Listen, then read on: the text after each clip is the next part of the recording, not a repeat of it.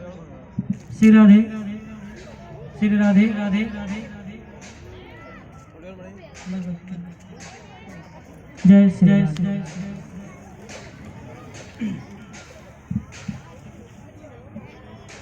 शांताकारं भुजगशयनं पद्मनाभं सुरेश्वरं विश्वाधारं गगनसदृशं मेघवर्णं शुभांगं श्रीलक्ष्मीकान्तं कमलनयनं योगविद्यानिगण्यं वन्दे विष्णु भवभयहरं सर्वलोकगणाधं विश्वाधारं गगनसदृशं सर्वलोकैकनाथं। देखिए तुलसी शालिग्राम बुआ की कथा होने जा रही। सभी लोग शांति बना करके कथा सुन करेंगे। ध्येयं सदा परिभवं नमभीष्टदोहं तीर्थास्पदं शिवविरञ्जनतं शरण्यं भृत्यार्तिहं प्रणतपालभवाब्धिभूतं वन्दे महापुरुषते चरणारविन्दं त्यक्त्वा सुदस्य वितराजलक्ष्मीं धर्मस्य वदसा हितरागरण्यं माया मृगं दैत्यो चितमन्धावतो वन्दे महापुरुषते चरणारविन्दम्। श्री तुलसी महारानी करुणा विनय सिरनाय जो यम हो संकट विकट दीजो मात नसाय। बोलो लटियाल मात की, सिद्धि विनायक गजानन महाराज की, वृंदावन बिहारी लाल की, तुलसी महारानी की जय। तुलसी शालिग्राम का विवाह हर साल जो है देवउठनी एकादशी को आप सभी लोग मनाते हो। राजस्थान में इस त्योहार को और भी ज्यादा भव्य रूप से मनाया जाता है और इसके पीछे जो कथा है उसका श्रवण आप लोग ध्यानपूर्वक करें। एक समय इंद्र जो है सभी देवताओं को लोगों को शिव जी से मिलने के लिए कैलाशपुरी के लिए चल देते हैं।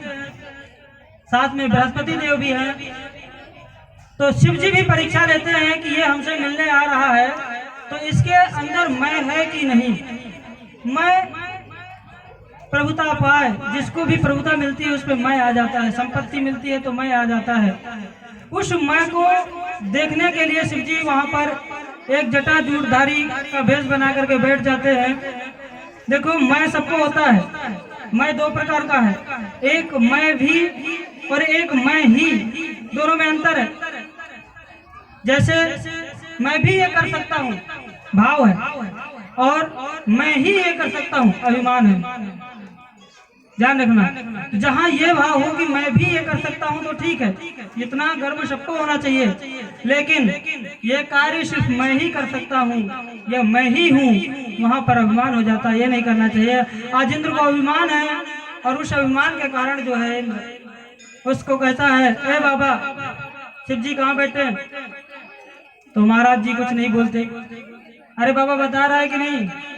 दो तीन बार जब ललकारा तब भी बाबा नहीं बोले, क्योंकि मान सम्मान का सब कोई भूखा होता है। कंचन तजना सहज है सहज त्रिया को नेह, मान बड़ाई ईर्षा सहज न तजना हो। मान और बड़ाई ईर्षा ये जो है साधु संत भी नहीं देख पाते हैं। कितना भी बड़ा साधु हो अपमान कर दो रुष्ट हो जाएगा।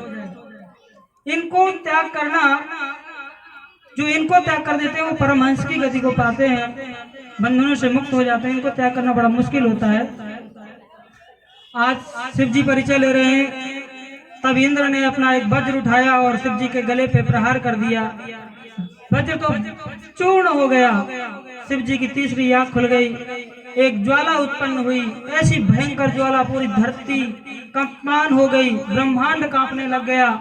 यह सब देखकर बृहस्पति देव समझ गए कि भोलेनाथ जी है और इन्होंने परीक्षा लेने के लिए ऐसा किया है।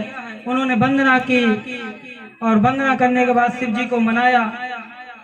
तब शिव जी बोले कि ये तेज तो जो उत्पन्न हुआ है ये कुछ ना कुछ जरूर करेगा। तो बोले महाराज इसे कहीं शीतल जगह पे छोड़ दो। तो उसे समुद्र में फेंक दिया गया। समुद्र में वह एक बालक का रूप ले लिया जिसका नाम था जालंधर। जालंधर की कथा हम इसलिए बता रहे हैं कि वृंदा पहले धर्मध्वज की पुत्री थी जो देवगणा थी और ब्रह्मा जी की उपासना करती थी और वो हमेशा कहते थी कि मुझे विष्णु जी ही पति के रूप में मिले। लेकिन ब्रह्मा जी ने उन्होंने बताया कि पूर्व जन्म में तुम कालनेमी की पुत्री बनोगी जो राक्षस कुल में होगा, तुम्हारे कर्म में यही लिखा हुआ है और तुम्हारा विवाह जालंधर के साथ होगा क्योंकि तुम्हारे कर्म बहुत अच्छे रहेंगे, पतिव्रता रहोगी। इस तुम्हारे पूजन से भगवान अवश्य तुम्हें मिलेंगे, पर वृंदा तुम्हें एक बार जालंधर से विवाह अवश्य करना पड़ेगा। तो इधर ब्रह्मा जी जब उस बालक को देखने गए तो ब्रह्मा जी की दाढ़ी को पकड़ के खींच लिया तो ब्रह्मा जी के आंखों से आंसू आ गए, इसलिए उसका नाम जालंधर रख दिया गया। सूर्य के समान तेज था, स्वयं शिव का अंश था, इसलिए सभी लोग सभी देवता उसे अपना अपना वरदान दे के चले गए। उसे राक्षस कुल में पला बढ़ा, उसकी प्रवृत्ति राक्षस कुली हो गई। देखिए राक्षस रावण राक्षस था और दशरथ के घर भगवान राम का जन्म हुआ और रावण के घर मेघनाथ का जन्म हुआ। राक्षस कौन है और भगवान कौन है? हम ही तुम्ही में से राक्षस और हम ही तुम्ही भगवान। ध्यान रखना, अच्छे कर्म भगवान को प्रेरित करते हैं और बुरी कर्म राक्षसी प्रवृत्ति को प्रेरित करते हैं।